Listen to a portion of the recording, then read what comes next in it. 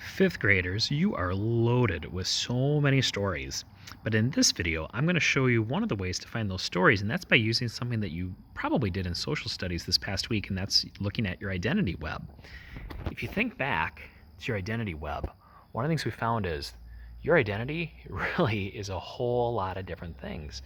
And one way that we can come up with story ideas is go back and look over that and see if we can remember one time. And sometimes it's going to be more than one time. So if I go back through, I might look at, here's where I talked a little bit about names that I had. And I can right off the bat think about Corch, one of my nicknames in high school. And I remember the day that I got that nickname, and it wasn't Corch, it was Corciani. And then it just shortened from there. But to this day, I still have it. And there's a good little story that came with that.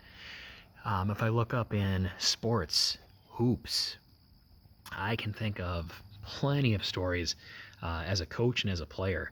As a coach, though, I can think of many, many stories. I can think of lots of games very vividly that I've coached. Some were really great, some were not so great. It really just varied. When I think sports, and some of these things here, baseball, softball, I remember the first softball team I played with a lot of teacher friends, and we made a lot of friends that night. People just loved us as teachers, but that makes me think of all kinds of stories.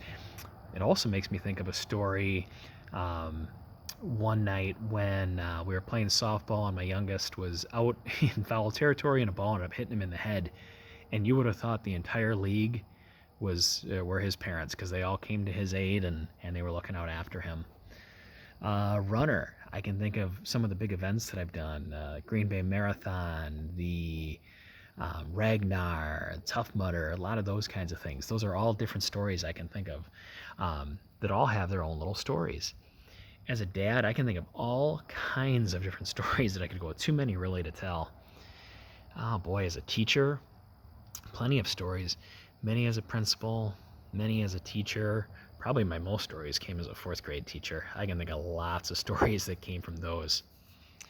The point is that there are so many different parts to your identity that probably have lots of stories. And it's just one more way that we could take a look for story ideas. So go ahead, take a look at your identity map and just look through each of them and can you think of one time, just one time that something happened with that identity? Go ahead and write it down in your writing workshop notebook or wherever you're recording your ideas and see where that takes you. Good luck.